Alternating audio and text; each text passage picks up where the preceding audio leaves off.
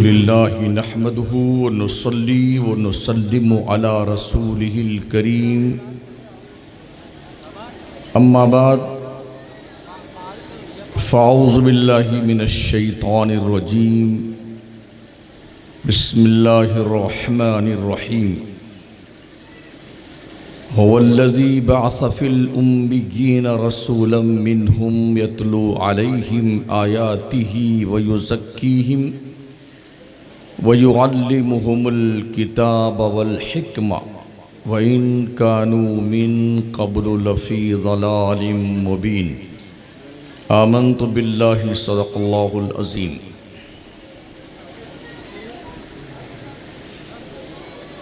उलमाए बावक़ार दानिश्वराने कौम व मिल्लत, दूर व नज़दीक से आज की इस पाकीज़ा बज़्म में शिरकत की सआदत के लिए जलवा फरमा साथियों, दोस्तों, बुज़ुर्गों, इस्लाम की इफ़्फ़त माँ, पर्दा नशीन माँ और बहनों, पहली बार अल्लाह करीम ने आपके इस इलाक़े में आपसे कुछ कहने और सुनने का मौका अता फ़रमाया है। इब्तिदाए सुखन में अर्ज़ कर दूँ, अज़ीज़ मुकर्रम नक़ीब मिल्लत साहब की खिदमत में और आप सभी की, कि मेरी तकरीर में कोई नारा वग़ैरह मत लगाइएगा।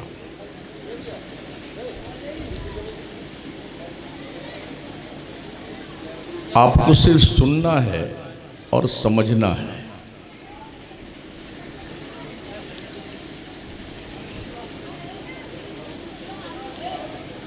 दुरूशी पढ़ी, अल्लाहुम्मा सल्लि अला सय्यिदिना व मौलाना मुहम्मदिन व अला आलिहि व सहबिहि व बारिक व सल्लिम सलातों व सलामन अलैका या रसूल अल्लाह अलैका सलातु व सलाम।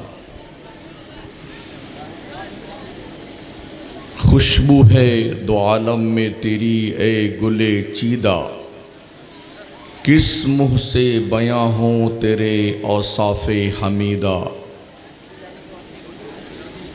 तुस्सा कोई आया है न आएगा जहाँ में, देता है गवाही यही आलम का जरीदा। ए रहमते आलम तेरी यादों की बदौलत, किस दर्जा सुकून में है मेरा क़ल्बे तपीदा। हज़ार बार बशोयम दहन ज़े मुश्को गुलाब, हनूज़ नामे तु गुफ्तन कमाल बे अदबीस्त।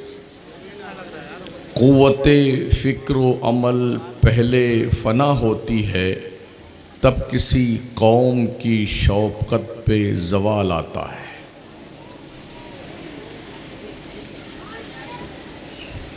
गुज़िश्ता 40 से 45 साल से लगभग कश्मीर से लेके कन्याकुमारी तक हम अहले सुन्नत वल जमात के जलसों का एक तूफ़ान आया हुआ है।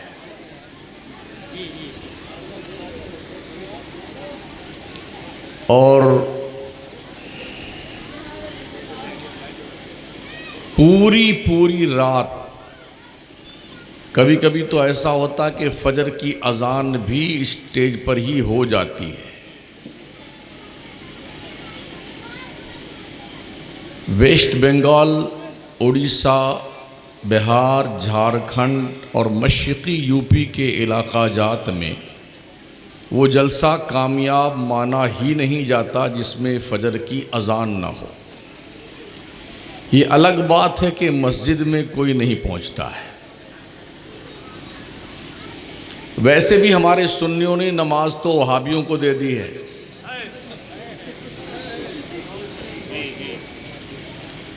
बोले हमने नियाज ले लिया है, नमाज उनको दे दी।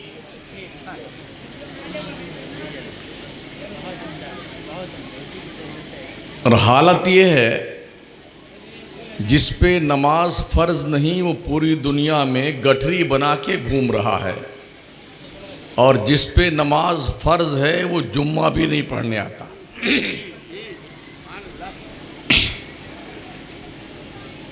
और हमारे इन जलसों के ज़रिए से जो हमारी कौम की इस्लाह होनी चाहिए थी वो करीब करीब ना के बराबर है। क्योंकि जितने भी ख़तीब हमारे तशरीफ़ लाते हैं वो तकरीर जमाने के लिए तशरीफ़ लाते हैं, पूरा बताएंगे कि हमारे नाम के साथ ये अलकाब लिखिए तब हम आएंगे जलसे में। और जब कमरे से वो निकलेंगे तो वहीं से उनके नाम के नारे लगने चाहिए कि तूफ़ान मिल्लत तशरीफ़ ला रहे हैं। तो बड़ा अलमिया है हमारी जमात का, अरबों रुपए एयरली मुसलमानों के सुन्नियों के जलसों पे खर्च होते हैं। रिफंड हमारी कौम को कुछ नहीं मिलता सिवाय वाह वाह वाह वाह वाह सुभान अल्लाह जिंदाबाद जिंदाबाद, इसके अलावा और कुछ नहीं। इस पूरे मजमे में अगर मैं पूछ लूं कि मुक्तदी की कितनी किस्में हैं, उसके अहकाम क्या हैं, कोई एक नहीं जानता हो।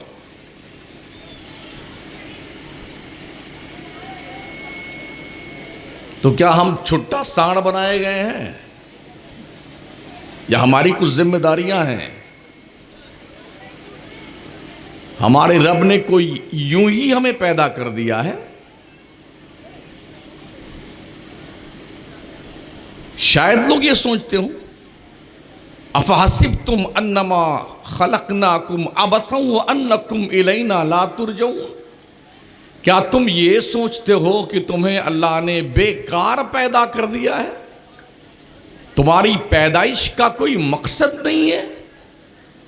और क्या तुमने ये सोच रखा है तुम्हें मरने के बाद अल्लाह के यहां जाना नहीं है?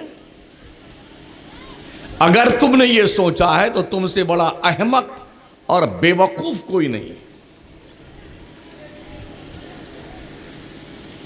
हर कोई आकर सिर्फ जन्नत ही बांटता है।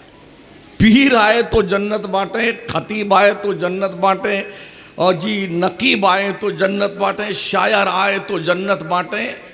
इतना मतलब उभार उभार करके बस जैसे जन्नत यहीं लोनावा के गांव के बगल ही में आबाद की गई, ये उठाया और ये दे दिया, यही मकसद है। पता नहीं है कि जाएंगे कहां, जन्नत में या दूसरे घर में, मगर इतना बेटे मोच पे ताव धर के फिरते ना, हम ही जन्नत में जाएंगे, हम ही है। प्रूफ है हमारे जलसों में अगर कौम को अल्लाह का खौफ दिलाया गया होता तो हमारे सुन्नियों की तादाद मस्जिदों में ज्यादा होती, मज़ारों पे नहीं। आज सुन्नियों की तादाद मज़ारों पे ज्यादा है, मस्जिदों में नहीं। और शायद हमारी सुन्नी कौम ने यह समझ रखा है कि जो मज़ार वाले बुजुर्ग लोग हैं ना, चाहे नमाज एक को मत पढ़ो, ये सब पकड़ के जन्नत में ऐसे ढकेलेंगे, ये तेरी ये तेरी ये तेरी। पूरे हिंदुस्तान के बुजुर्गों की बात तो छोड़ दीजिए, जो सारी दुनिया के वलियों का ताजदार शेख अब्दुल कादिर जिलानी गौसे आजम बड़े पीर दस्तगीर हैं, वो फरमाते हैं अगर बेनमाजी मुसलमान मर जाए तो उसको कब्रिस्तान में दफन मत करो, उठा के गड्ढे में फेंक दो। कहां बैठे हैं आप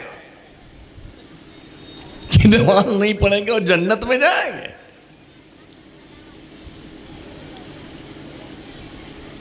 अजब लॉजिक है। सियासत हमारे पास नहीं, क़यादत हमारे पास नहीं, दौलत हमारे पास नहीं, सोर्स हमारे पास नहीं, दुनिया में कोई हमें घास नहीं डालता, इतनी जिल्लत है, कोई शऊर नहीं। बस इतने बड़े से सियासतदान लोग हैं, इतने दिमागी लोग हैं कि शायद इनसे बड़ा बू अली सीना, सुकरात और बुकरात भी इनका शागिर्द था। हाँ, जब बैठेंगे चाय के ढाबली पे तो लंदन और अमेरिका से नीचे बात नहीं करते हैं। जिनकी उनके घर की मुर्गी नहीं सुनती ना, वो लेक्चर देते हैं अमेरिका, ब्रिटेन और जर्मनी और कनाडा को। मतलब यह कि हमारा सियासी शऊर मर चुका है और मकसदियत के भेंट चढ़ने के बजाय बेमकसदियत के तुरबत पर डफली बजा रही है। और फिर भी लोग बड़े खुश हैं।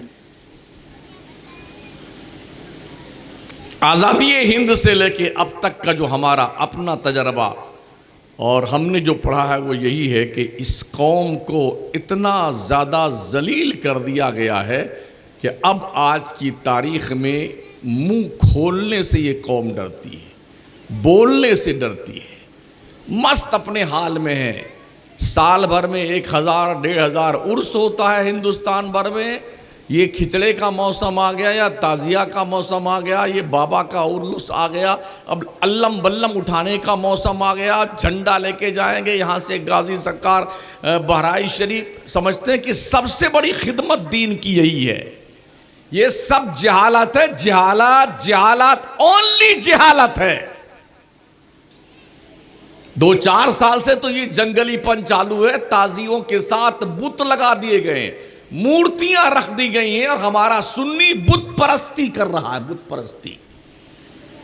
50 वीडियो और फोटो मेरे पास मौजूद है ताजियों के, जहां मौलाना लोग, पीर लोग सब ताजिया कंधे पे उठाए हुए हैं और मूर्तियां लगी गले में लटक रही उन ताजिया बाबा को।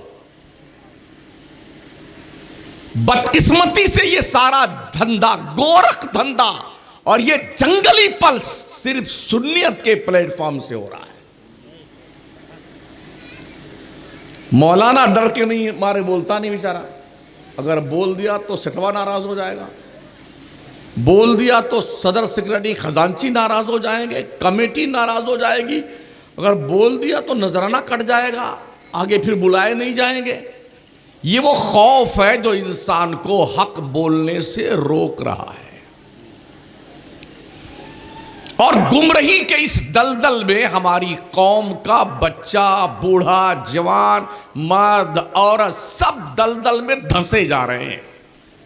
कौन जिम्मेदार इसका है? हमने पूरे मुल्क में लोगों से पूछा है क्या है ताजिया, कोई जवाब किसी के पास नहीं। किसके गम में उठाते हो? क्यों बनाते हो तुम ताजिए? तुम्हें हुसैन के नाम पे ताजिया तो याद आता है, हुसैन का करबला में आखिरी सजदा याद नहीं आता? 3 दिन भूखे प्यासे रह करके कोई माई का लाल करबला में इस कंडीशन में भी उनकी सजदे और उनके इबादत का रंग कोई बदला हो तो मुझे बताओ।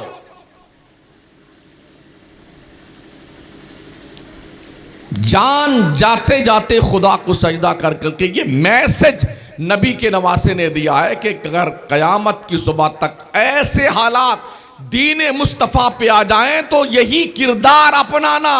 हुसैन शहीद इसलिए नहीं हुए थे कि उनके नाम का अल्लम बल्लम और ताजिया बाजिया उठाओ, इसलिए शहीद हुए थे खून में नहाओ, जख्म सहो, सर पैदा करो, जब वक्त आए दीन पे यूं हक अदा करो।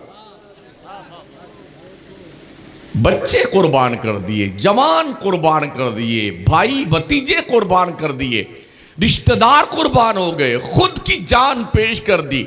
82 में से 72 नफोसे कुदसिया शहीद हो गए, मगर नबी के दीन पर आंच नहीं आने दी। करबला में हुसैन ने नबी का लाया हुआ सजदा बचाया था ना, अल्लाह रब्बुल इज्जत ने वो एजाज दिया है। हम हुसैन के नाम का झंडा बंडा नहीं लगाते, हुसैन दिल में रहते हैं, दिल में। हाँ, अगर वो ना होते ना करबला में तो आज शनाख्त हमारी खत्म हो चुकी होती। ये टोपियां, ये दाढ़ियां, ये सजदों का वकार, ये मस्जिदों के मीनारे, ये कुरान की पाकीज़ा तिलावत, ये सब कुछ सदका है हुसैनी किरदार का। इसलिए ओ सुन्नियों, किस जंगल में घूम रहे हो ताजिया लेकर के? दुनिया के नक्शे पे एक करबला है जो इराक में है। करम फरमाओ ने हर गांव में करबला बना रखा है। हाँ, एक छोटका करबला है और बड़का करबला है। वो क्या, आशा, मलीदा, अगरबत्ती, लोबान, बोले कि जी मेहंदी निकाली जाती है और जी वो 4 दिन तक उसको घुमाया जाएगा, फिर बड़े इज्जतो वकार के साथ चौक पे लाया जाएगा, तो उसके आगे पीछे कुछ कूदने वाले बंदर की तरह कूदते रहते हैं, उनको फायक बोलते, फायक। ये जमीर फरोशी, ये बेगैरती हजरत ज़ैनुल आबदीन करबला के चश्मदीद गवाह हैं। ये तन्हा बच के आए थे हजरत इमाम हुसैन की औलाद में से। लगभग 40 साल तक करबला के बाद मदीने में रहे, कभी भी उन्होंने ताजिया नहीं बनाया। उनके भाई उनके सामने शहीद हुए, उनके आवानो अंसार उनके सामने शहीद हुए, उनके वालिदे बुजुर्गार उनके सामने शहीद हुए। उनको गम नहीं था, ये फटे पड़े हैं 1400 साल के बाद।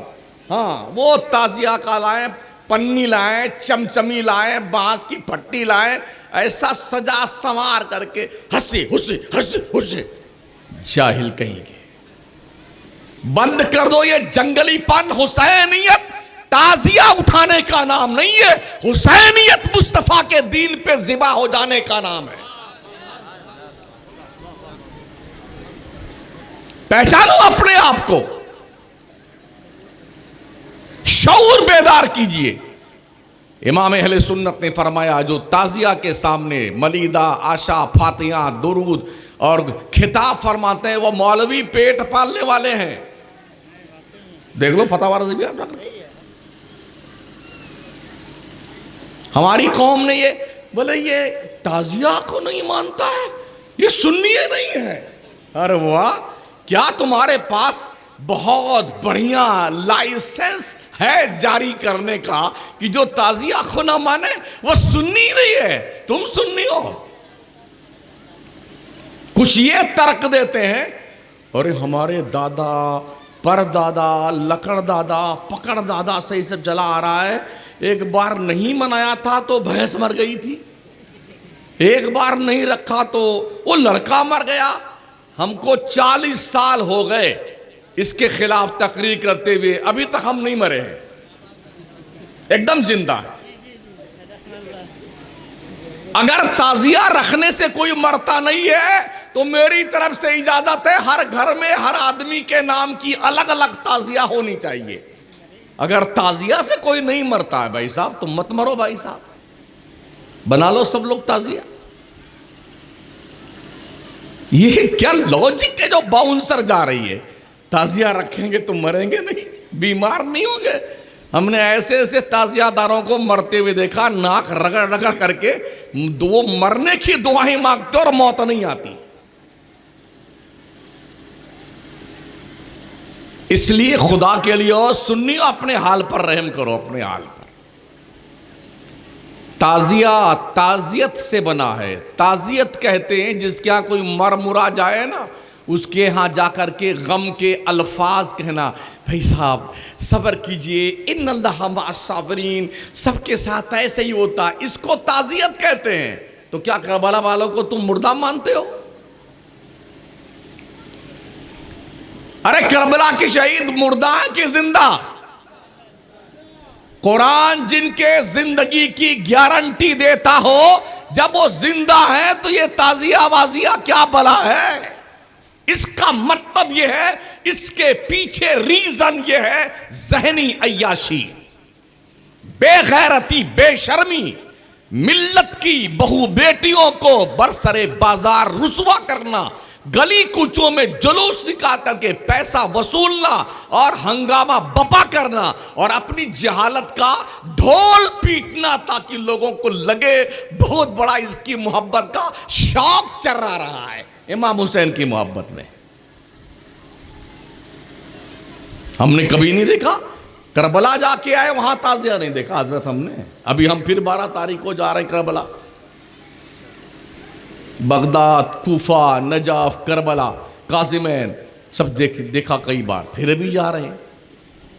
झुक झुक के देखा इमाम हुसैन के मज़ार के आसपास, इस जाली से उस जाली से, अब्बास अलमबरदार के उधर, हज़रत मुस्लिम बिन अकील के यहाँ, मौला अली करमल्लाहु ताला वजहुल करीम के यहाँ, शहजाद गाने मुस्लिम के यहाँ मुसय्यब में देखा, कासिमैन में देखा, कोई नहीं, पूरे इराक में कहीं को ताजिया नहीं, ना छुटका है ना बड़का है।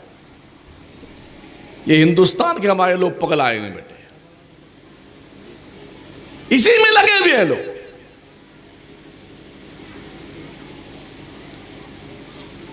किस कदर हमारे यहां जहालत है। इन जलसों का क्या मकसद है? रुपए खर्च होते हैं, लोग बुलाए जाते हैं, आपका वक्त बर्बाद होता है। आपको अगर सही मानों में इल्म ना सिखाया जाए, अच्छी बात सच्ची बात ना बताई जाए, तो मेरे इतनी दूर से आने का फायदा क्या हुआ? मैं खुश करने नहीं आया हूं, मेरे पास जन्नत का टिकट नहीं, मुझे खुद पता नहीं कि जन्नत में जाऊंगा कि नहीं जाऊंगा, मैं कहां से आपको टिकट दूं? मैंने हमारे पीर साहब वादा किए हैं, हम जन्नत में लेके जाएंगे। मैंने ऐसे पीरों से वहीं स्टेज में पूछ लिया, आप जाएंगे? तो उनके चेहरे का रंग बदल गया। हज़रत उमर जैसा बरगुज़ीदा बंदा, जिसकी शान में कुरानी आयतें उतरी हैं, मुस्तफा करीम फरमाते लौ काना बादी नबिया लकाना उमर इब्नुल खत्ताब, अगर मेरे बाद कोई नबी आना पॉसिबल होता, उमर इस शान का मालिक है कि ये नबी बनकर आता। वो उमर कहते हैं, अगर अल्लाह ने ऐलान किया हश्र के मैदान में कि मैंने सबकी बख्शिश कर दी मगर एक को नहीं बख्शा, हजरत उमर फरमाते हैं कि मुझे डर है कहीं वो उमर तो नहीं है जो बख्शा नहीं गया। जिनकी नेकियां आसमान के सितारों के बराबर है, जिनको देख के शैतान डर के मारे रास्ता बदल देता था। आका करीम फरमाते हैं मफहूम हदीस, उमर जब तू रास्ता चलता है ना और शैतान तुझे देखता है तो तेरे डर से वो अपना रास्ता बदल देता है। ये वो उमर कहते हैं और फरमाते हैं अगर अल्लाह ने ये ऐलान किया मैंने किसी को नहीं बख्शा मगर एक को बख्शा है, तो फरमाते हैं मैं उम्मीद रखता हूं रब की जात से वो उमर ही बख्शा गया होगा। ईमान किसे कहते हैं? खौफ और उम्मीद के बीच की एक कैफियत है जिसे ईमान कहा जाता है। रब से डरते भी रहिए, उसकी रहमत की दहलीज पर कशकोले गदाई लेके भीख भी मांगते रहे, इसी का नाम ईमान है।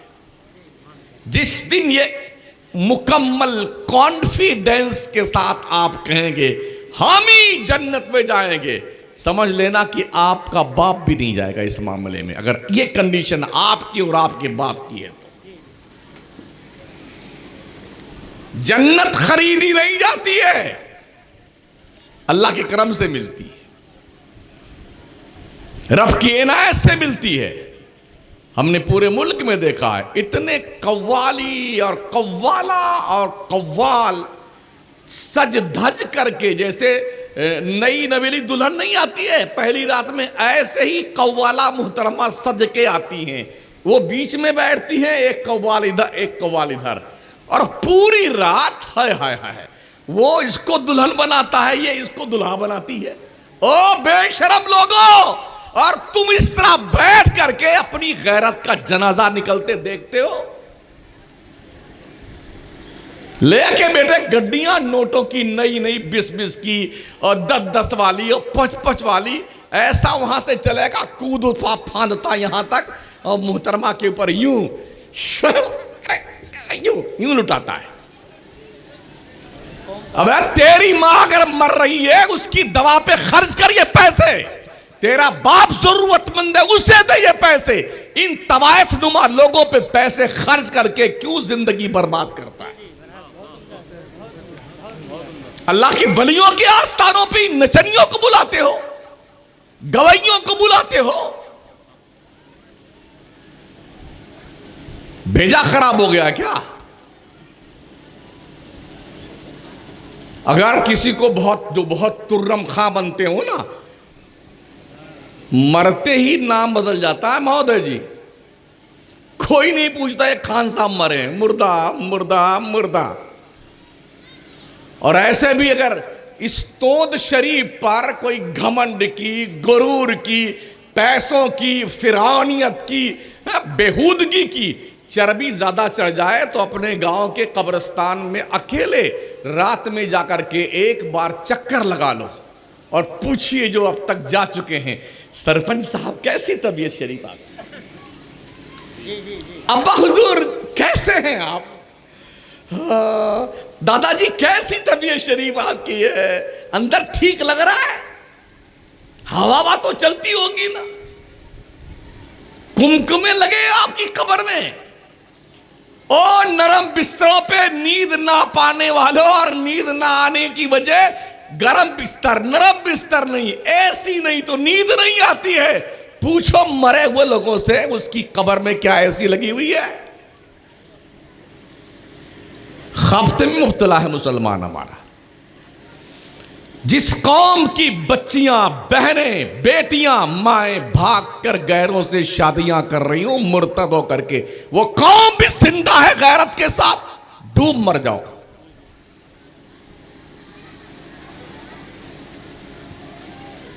मुल्की पैमाने पे एक कुत्ते के खिलाफ संघर्ष किया जा रहा है जिसने हमारे नबी की शान में गुस्ताखी की थी।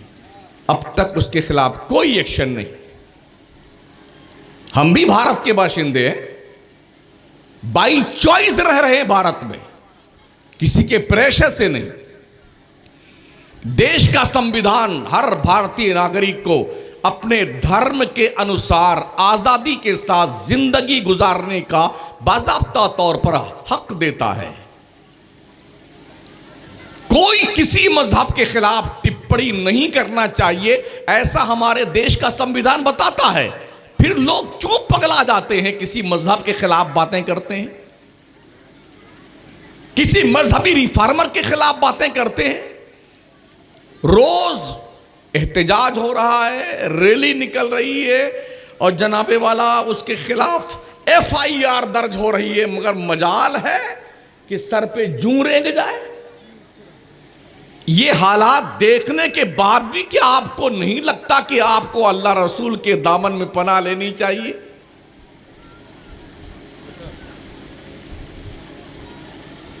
वो तो पागल हो गया था जिन्ना।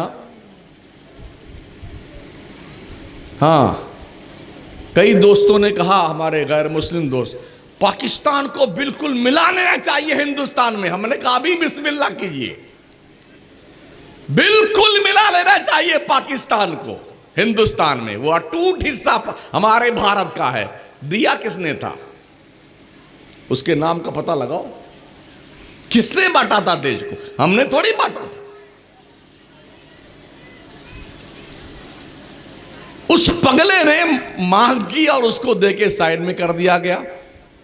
अगर ऐसा ना होता तो शायद हम भी प्रधानमंत्री बनते इस देश में।